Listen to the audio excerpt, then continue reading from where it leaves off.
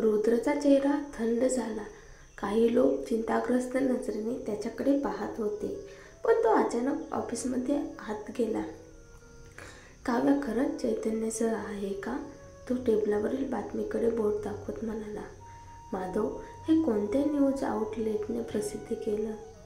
माधव थोडा गोंधळला आणि लगेच म्हणाला, मी लगेच लोकांना सांगतो.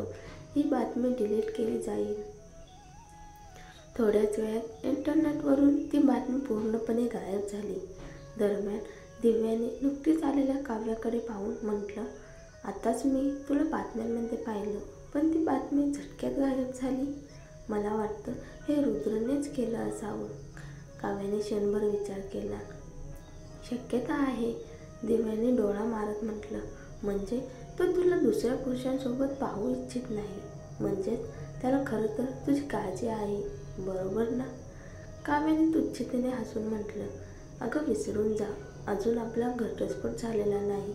एखाद्या पुरुषाला फक्त एवढंच महत्त्वाचं वाटतं, त्याची थट्टा होऊ नये, एवढंच. रुद्र मात्र ऑफिसमध्ये बसला होता. त्याच्या चेहऱ्यावर काळोख पसरला होता. इतक्यात साक्षी हात आली. रुद्र, ती घाबरत जवळ आली. रुद्रने थंड नजरेने तिच्याकडे पाहिलं. साक्षीच्या डोळ्यात लगेच पाणी आलं. तू अजून रागावलेला आहेस का?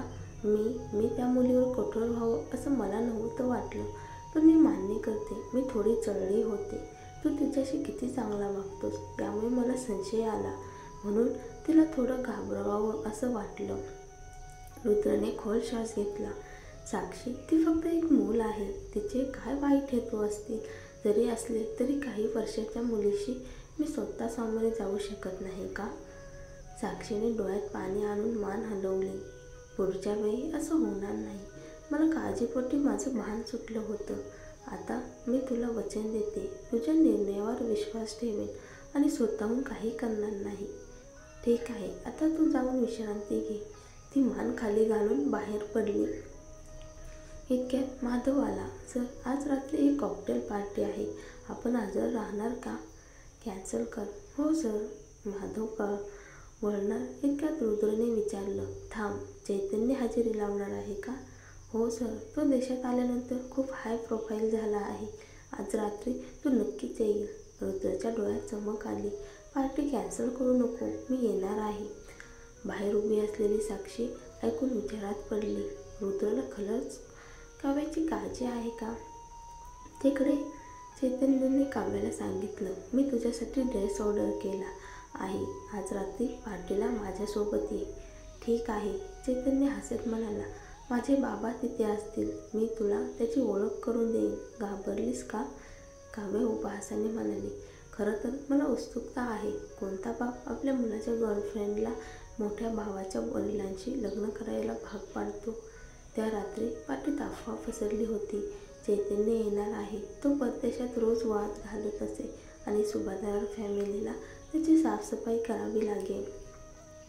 आता अचानक परत आला आहे म्हणजे डोकेदुखी सुरूच. हो, तो कायम वादग्रस्त राहिला, प्रत्येक वेळी बातम्यांमध्ये. मी तर मुद्दाम आलोय त्याला पाहायला. स्त्रिया, स्कॅन्डल्स, हाय प्रोफाईल, सुभेदार फॅमिली, त्यांच्यामुळे सर्वाधिक प्रसिद्ध झाली. रुद्रने आत पाऊल टाकताच लोक आश्चर्यचकित झाले. तो मात्र थेट आत गेला. साक्षी त्याच्या जवळ येऊन म्हणाली, मी तुझी असिस्टंट आहे. पार्टीला येण्याचा मी आग्रह केला. तुला स्त्री साथीदाराची गरज असते ना? गरज नाही, रुद्रने थंडपणे उत्तर दिलं. मी आधी माझ्या आई वडिलांसोबत अशा पार्ट्यांना जात असे. दिवाळखोरीनंतर काही जमलं नाही, म्हणून रुद्रने सुस्कारा सोडला. ठीक आहे, इथेच राहा. साक्षी त्याच्या बाजूला शांत उभी राहिली. चैतन्य आला आणि त्याच्यासोबत एक स्त्री आहे. वा, किती सुंदर आहे. नवीन गर्लफ्रेंड वाटते. काय बोलता, हीच तर त्याची गर्लफ्रेंड आहे जी हॉट सर्चवर होती. रुद्रची नजर लगेच वळली. चैतन्य आत शिरला.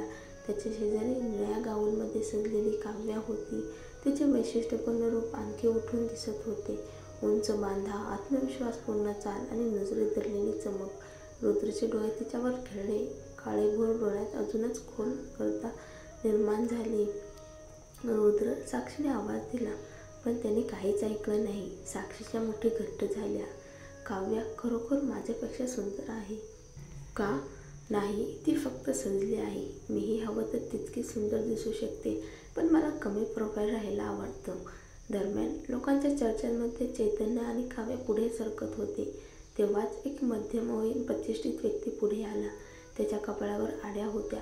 चैतन्य, ही दिखाऊ पार्टी काय आहे आणि बाहेरच्या बातम्या काय आहेत? देशात परतताच इतका गोंधळ का घातलोस? तुला नेहमीच स्पॉटलाईटमध्ये राहायचं असतं का? डॅड, चैतन्यने हसत म्हटलं. मी परतलो आणि लगेच पापाराजींनी घेरलं. मी काय करू? मी फारच फेमस आहे ना. तुला लाज वाटत नाही, उलट अभिमान वाटतोय.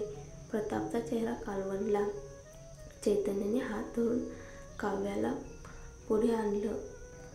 ठीक आहे, आधी तुझी ओळख करून देतो. ही आहे काव्या. प्रतापने काव्याकडे वर खाली पाहिलं आणि मग चैतन्याला म्हणाला, तू कुणालाही उगाच घेऊन येऊ नकोस आणि 2-4 दिवस खेळून सोडूनही देऊ नकोस. चैतन्य खोचरपणे म्हणाला, मी कसा काय असं करेन? काव्या माझी खास आहे, बरोबर ना काव्या? काव्याने हलका हसत म्हटलं, हॅलो अंकल. चैतन्य आणि मी अनेक वर्षापासून ओळखीचे आहोत. आम्ही नेहमीच चांगले मित्र होतो. अनेक वर्षापासून.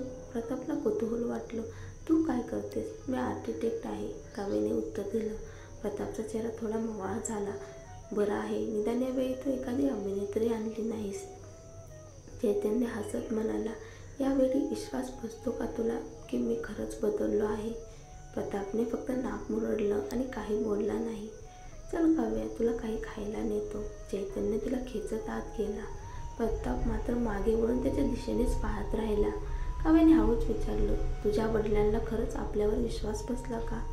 कुणास ठाऊक, ते कदाचित पुन्हा चौकशी करतील.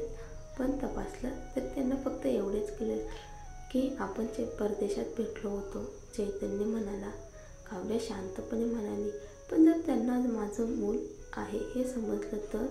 चैतन्य खांदे उडवत म्हणाला, मग काय झालं? तुझं मन असूनही मी तुझ्यासोबत आहे याचा अर्थ खरं प्रेम आहे. त्यांना तर यामुळे अधिकच समाधान मिळेल. काव्य निशब्द झाली. तेवढ्यात एक सावली त्याच्या जवळ आली. काव्याने वर पाहिलं तर रुद्र त्यांच्या दिशेने येत होता, साक्षीला घेऊन. तो पार्टीला कधी कोणत्याही स्त्रीला घेऊन आला नव्हता, मग आज साक्षी का? काव्याने कटाक्ष टाकून हसत म्हटलं, प्रेसिडेंट गायकवाड आणि मी साक्षी तर आता अविभाज्य वाटताहेत, कायम सोबत असतात. रुद्रने थंडपणे प्रत्युत्तर दिलं, ते मला नव्हे तर तुला म्हणायला हवं. काव्या, तुझं प्रेमजीवन तर सगळीकडे बातम्यांमध्ये झळकतं. तुला माझ्यावर बोलायचा अधिकार नाही. काव्याने उपहास केला. रुद्र, माझं आयुष्य तुझ्याशी काही संबंधित नाही आणि मी साक्षी पुरेशी नाही का तुला? मग माझ्या गोष्टीत का नाक खुपसतोस? रुद्रने तिच्याकडे नजर रोखली. काव्या, मला फक्त एकच उत्तर हवं आहे. तू खरंच चैतन्यसोबत रिलेशनशिपमध्ये आहेस का? काव्या दचकली. आजूबाजूला सगळे त्यांच्याकडे बघत होते. जर तिने नाकारलं तर चैतन्याचा प्लॅन बिघडेल. तिने ओठ चावले. मी आधीच सांगितलं तुला, काळजी करण्याची गरज नाही आहेस का नाहीस? रुद्रचा आवाज कठोर झाला. तुला नेमकं कोणतं उत्तर ऐकायचं आहे? मान्य करावं का नाकारावं?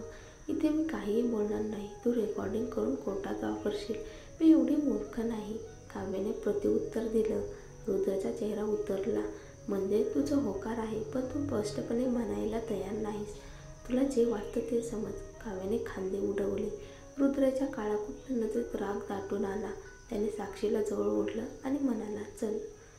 साक्षी थोडी थबकली, पण लगेच त्याचा हात धरून आनंदाने सोबत निघाली.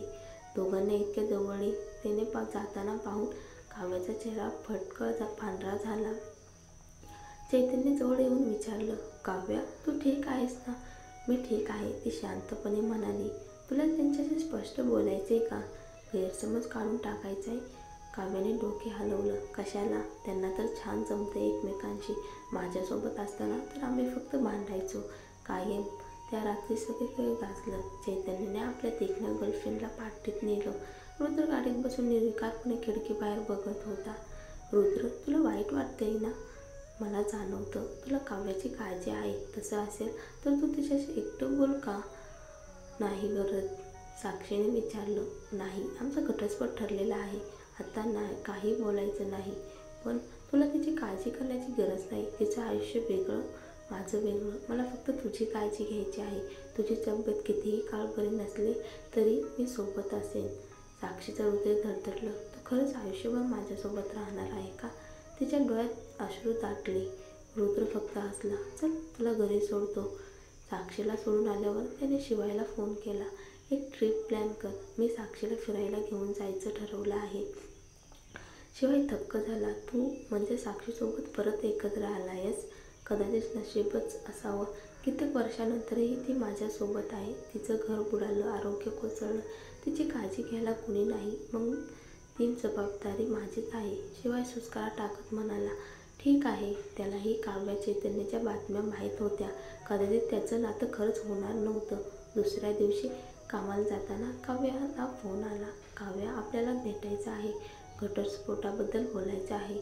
रुद्रचा आवाज आला. काव्या थबकली. ठीक आहे, म्हणजे अखेर तो अधिकृतपणे घटस्फोट घेणार.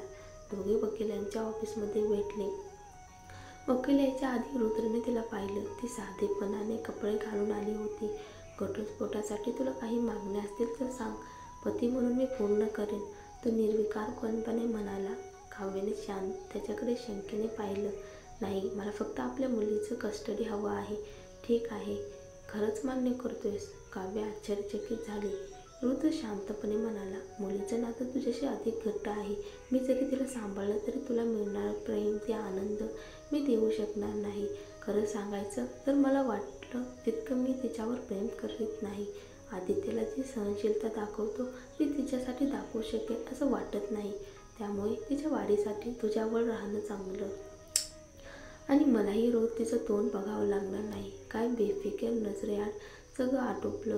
वृत्ती आहे ही. काव्या कडवट हसली. धन्यवाद. मग आपण करारावर स्वाक्षरी कधी करायची?